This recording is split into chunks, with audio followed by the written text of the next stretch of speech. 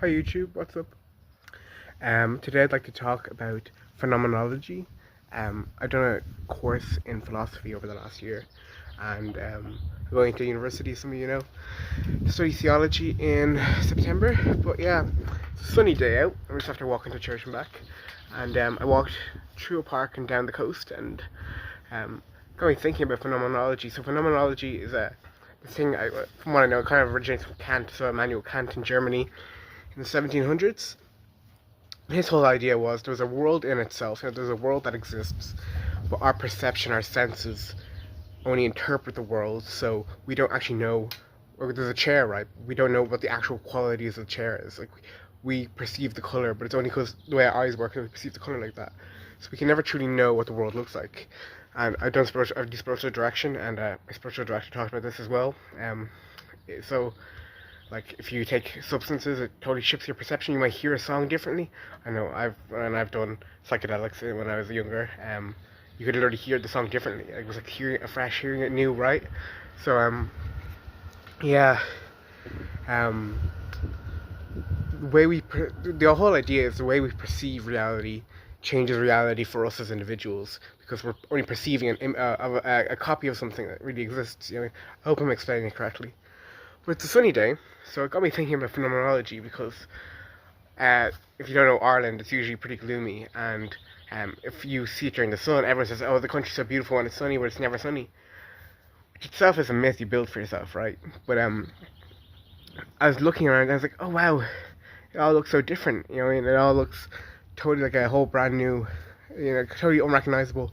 Like, the water was so popping, and the algae in the water was so rich green, like, you never see that. Yeah, and then, like, just, the details are fine. Obviously I wear glasses though, you know what I mean? Yeah, and I know I remember seeing this pigeon when I was walking on my walk, right? And because the way the sun was reflecting off its feathers, the green and the purple on the pigeon were like popping. It looked like the most celestial dove, or it's like a totally different image of what a pigeon is. You usually see rats in the sky, right? But because you're seeing it in the sun, a totally new perspective. It shifts what you perceive. So that's what phenomenology is, and yeah, so really interesting. But it also got me thinking about, like, more kind of Jungian, also mixed with my own views as a Christian, but kind of more Jungian view, like the collective subconscious, like the way we collectively perceive things, right? So I remember I get told, I don't know if like what it looks like right now because it's only been sunny for a week or two, but during the summer I go blonde apparently. Well, everyone says I look blonde during the summer, and I was blonde as a baby, but I never perceive myself as being blonde. Maybe if someone says I look in the mirror and I see a few blonde streaks, then I don't see it an hour later, right?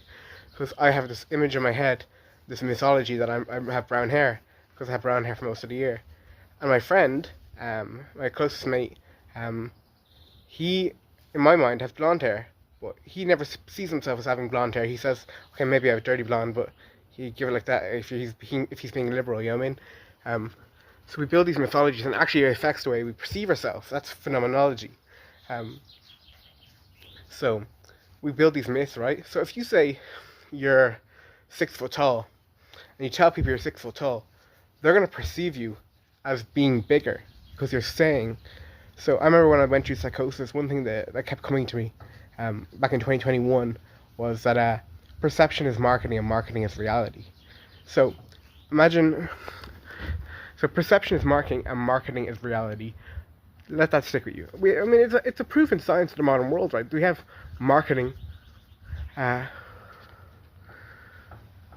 Sorry, 1 second. We have marketing departments, right, for all companies and everything, right? We have marketing for, just really everything, right?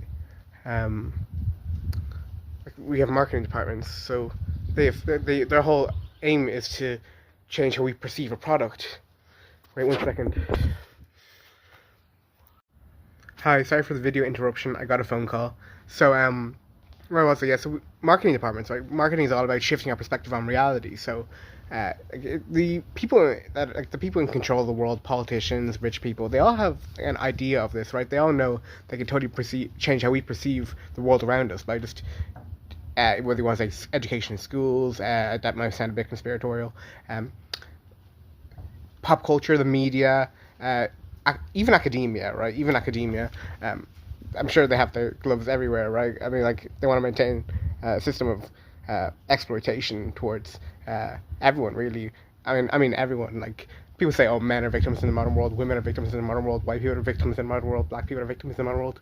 We're all victim of the rich, you know what I mean? I say from middle class suburbia, although I'm not that rich. But you know what I mean? Like, say if you go to school, right, and you're always told the world is flat. No, not the world is flat, that's a bad example. But you're always told, like, a certain fact, right? And you just perceive the world as revolving around that fact. Your perception of it, all of reality is going to revolve around that fact. You know what I mean? I'm not saying that we all know at least some stuff we're being taught in schools, right, is wrong, because stuff they were taught in schools 30 years ago, 50 years ago, 100 years ago, we view as wrong today. So obviously we're wrong about some things, right? So yeah, I don't know. Like, what was my example from my previous video, well, that I'm stitching together with this one?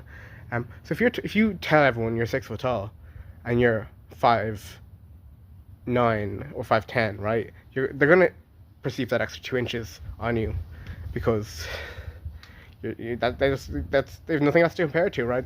That's their reality. You've given them the reality that you're 6 foot, because phenomenology, you've told them this is the input data, like, mentally. I mean, trying to think of what other things this could apply to. Like, yeah, like, my next point was actually quite controversial for me as a Christian. But manifestation is a new age idea that, like, we attract everything into our lives, that our little consciousness shapes reality, which is a bit more unscientific than phenomenology. But like, phenomenology is quite rigorous. Like, Kant's defense of phenomenology was quite rigorous. I haven't read it myself, but I've learned about it. Obviously, manifestation is a bit more, you have to take a spiritual leap to believe in that.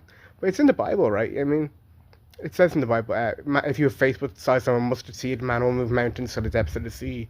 Or whatever you believe in my name, believe, and it will be done for you, as long as you do it with love.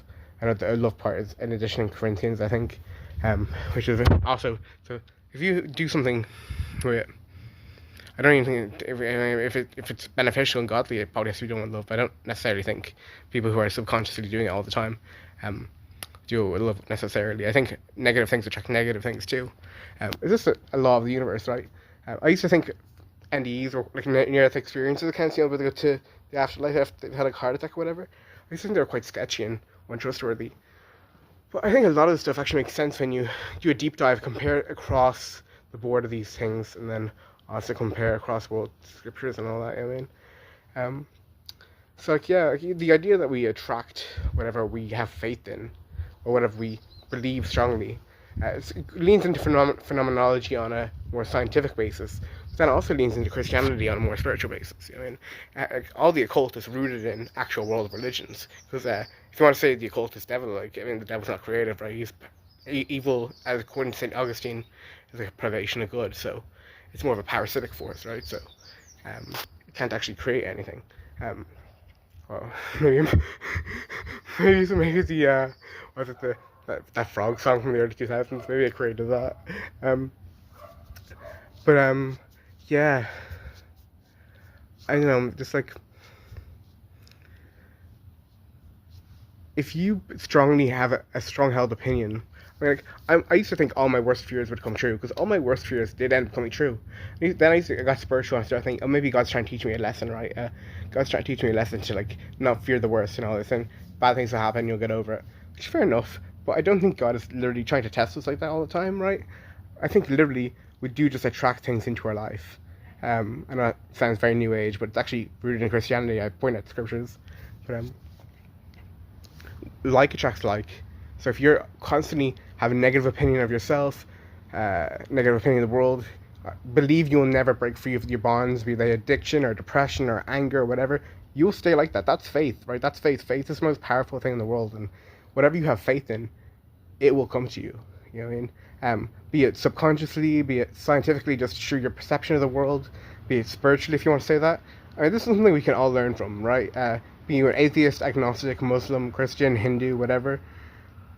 Perception is marketing, and marketing is reality, and self-marketing and self-perception is perhaps some of the most dangerous or powerful things in the world. So, yeah, food for thought, and I'll leave you there for today.